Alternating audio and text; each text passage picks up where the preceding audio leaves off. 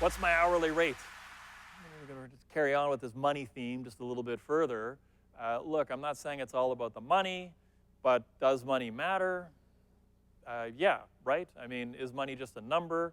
Sure, but the numbers matter. The numbers matter. Most of you have heard my whole speech on money isn't the most important thing in the world. It's number two, right behind oxygen. And you know, you don't need a whole room full of oxygen to survive, and you don't need a whole room full of money to survive, but you need a base amount living in a Western industrialized society. You just do. We're not doing this for love, right? We're not. I mean, a lot of us love the business, a lot of us love our clients, a lot of us love problem solving, and the more you love that, and the more that's what it's all about for you, the money just takes care of itself. But to a point, this exercise is really important, understanding what your dollar per hour actually is. You know, do I know my value expressed as dollars per hour?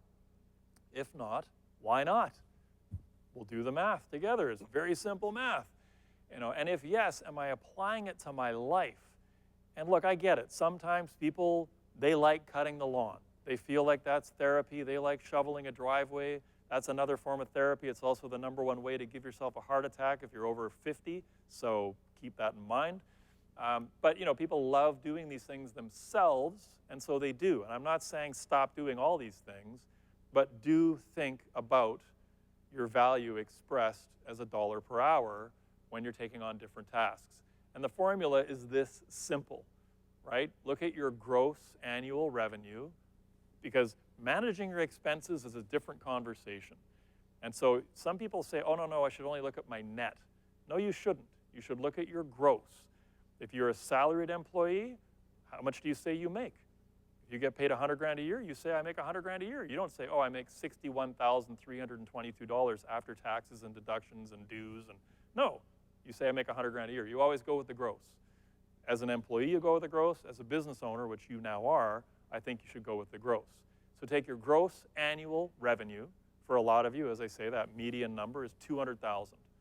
And then look at your total hours worked, and there's typically 220 functional working days in a year. That's the number. About 220 work days is what the median human works. And you just divide that in. There you go. You've got your math. $100,000 income, 8 hours a day, 220 days, that's 1,760 hours. So 1,760 into 100,000, $57 an hour. That's what you're at. If you're working a regular 8-hour job, 8 hours a day, you're getting your 2 weeks vacation, et cetera, your stats, you're basically making 56 bucks an hour. Now, most of us who've been in the business a little while, we know this little shortcut, because whenever anyone tells us what their hourly rate is, we know we just double it and add a couple zeros and we have their gross annual income, right? 50 bucks an hour, 100 grand a year. It's not, it's ballpark math, it's a heuristic, but it works. And it's controlled how, right? I mean, we can generate more income in the same number of hours, or we can generate the same income in less hours. Really, this is what it boils down to. Or we can generate way more income working way more hours. These are kind of your three options you have looking forward into each day, week, month, year. What is my goal? Do I want to work more hours? Do I want to work less hours? Do I want to make the same money, more money? Am I okay with making less? Like, you have to figure these things out to actually plan out your year. Now, option C, which the way more hours and make way more money thing, it doesn't always work out that way. Sometimes you work way more hours and you still make the same 100,000 because you're building the business. It's early days and you're building the business. So maybe you work 3,400 hours like I did last year, which is really stupid, but that's what I am sometimes. So 3,400 hours. Now, if I'd made the same income, I just went from 57 bucks an hour to 29 bucks an hour. That kind of sucks. That's not awesome.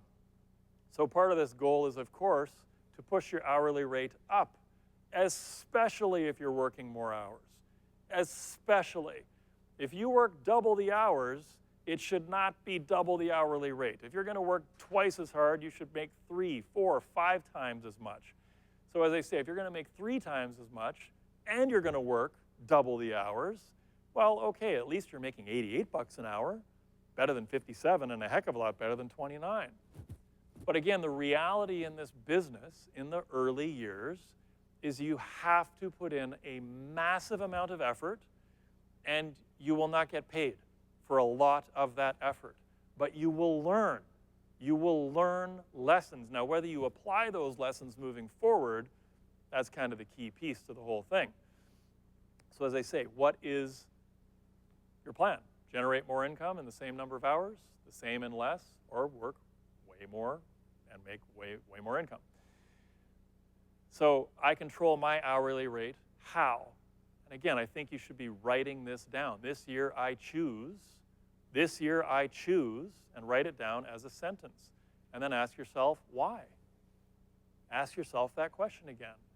This year I choose to work 3,400 hours because I'm going to take my income from 100,000 to 400,000. Okay, hoorah, good for you. Why? Why do you want to make an extra $300,000? Right? I had my reasons when I got into this business for a certain income number, and we're going to get into that when we go walk through the one-page business plan. I had my reasons. Do you have your reasons? And is the rest of the people, are the rest of the people in your life, your family, your friends, your social circle, are they on the same bandwagon? Are they on the same plan? Do they have that same why, or do they at least understand your why? Do they understand why you're going to work like a maniac and not be available quite as much as, maybe you were last year? Maybe you're trying to build something, right? Why? And how strong is that why? That will dictate the level of success you have. How strong is that why? So again, I hope you've got pens. I hope you've got paper. I hope you're writing things down, because there's a magic in that whole process. From hand, through the pen, the ink to the paper, through the eyeballs, back into the brain. There's a magic to writing things down. And this is what I really want you to come away with today, is having written a lot of things down, because it helps imprint it. And I want you thinking about why. Not just, I'm going to do this, I'm going to take on the world, but why? Why are you going to take on the world?